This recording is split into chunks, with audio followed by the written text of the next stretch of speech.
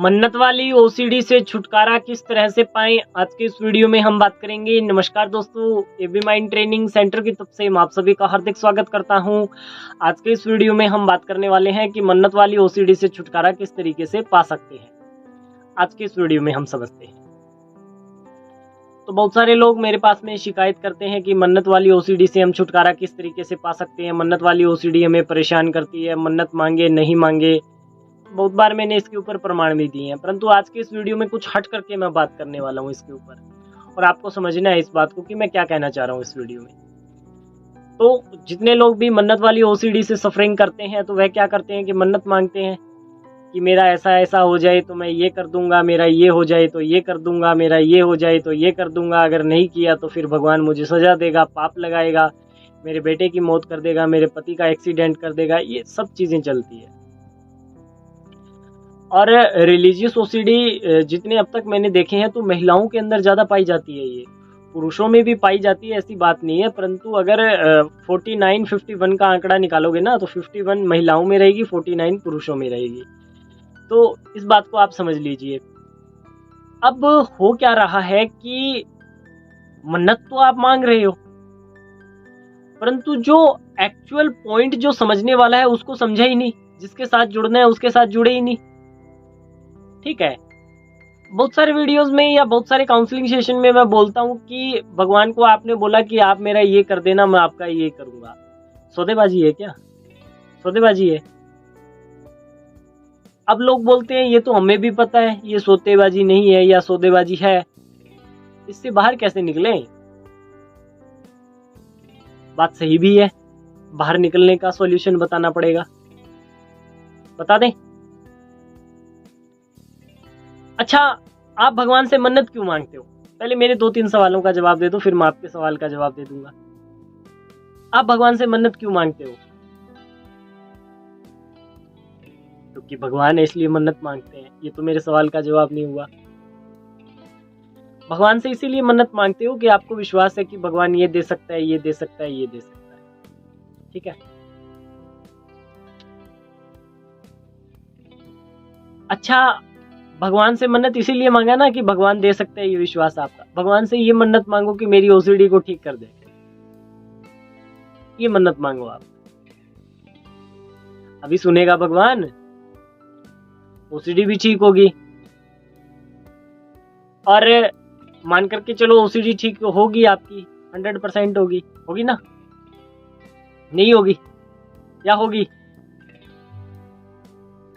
Yes no मुझे लिखना जरूर मैसेज में, क्योंकि मैं जानना चाहता हूँ ना, क्योंकि रिलीजियस ओसीडी के लोग इसमें जवाब को लिखेंगे तभी तो पता चलेगा ना मेरे को कि हाँ क्या होगा। ठीक है, ये इनडायरेक्ट ART का फॉर्मूला अप्लाई करवा रहा हूँ मैं आपसे, समझ लीजिए इस बात को। तो बताओ ओसीडी ठीक होगी या नहीं होगी? अगर आपने मन्नत मांग लिया भगवान से कि मेरी ओसीडी ठीक कर दे, तो ओसीडी ठीक होगी या नहीं होगी? होगी या नहीं होगी? अगर होगी तो क्यों होगी, और अगर नहीं होगी तो क्यों नहीं होगी? बस इस बात का जवाब दे दीजिए।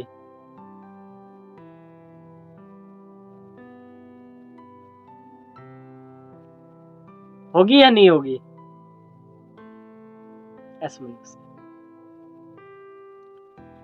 यही तो मैं आपको समझाना चाह रहा हूं। अब जब आप अपनी ओसीडी के लिए मन्नत मांगते हो तब तो आपको विश्वास बिल्कुल भी नहीं है कि मेरी ओसीडी ठीक होगी। मैं बहुत सारे लोगों को फील्ड पे बोलता हूँ कि आप ऐसा करो, आप भगवान से मन्नत मांग लो। विश्वास करते ही हो मन्नत में, आप मन्नत मांग लो कि मेरी ओसीडी ठीक हो जाए, तो मैं आपको लड्डू चढ़ा दूंगा या XYZ कुछ भी चढ़ा दूंगा मैं। ठीक है, आप ऐसा मन्नत मांग लो कि हाँ मेरी ओसीडी ठीक हो जाए। कहते हैं जी मुझे तो विश्वास ही नहीं है। तो मैंने कहा अगर आपको इस बात का विश्वास नहीं है तो आपको उस बात का क्यों विश्वास है कि अगर मैंने मन्नत पूरा नहीं किया तो ऐसा ऐसा हो जाएगा? वो मैंने सुना था। कहाँ से सुना था? वहां से सुना था। वो फला ने ऐसा किया था, मुझे ऐसा लगता है कि ऐसा करके ऐसा हो जाएगा।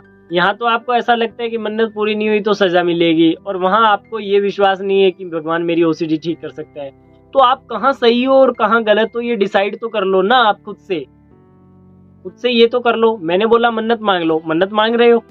मैंने ये तो कहा ही नहीं मन्नत मत मांगो, मांग लो, परंतु यह तो बोल दो कि मेरी ओसीडी ठीक हो जाए। हो सकता है आपकी ओसीडी ठीक हो जाए। बोलो ये मन्नत में कि मेरी ओसीडी ठीक हो जाए। अब मेरा कोई उद्देश्य ये नहीं है कि मैं आपको ये कहूँ कि मन्नत मांग लो ओसीडी ठीक हो जाएगी। मैं आपका जो नेगेटिव बिलीफ है ना उसको तुड़वाना चाहता हूँ।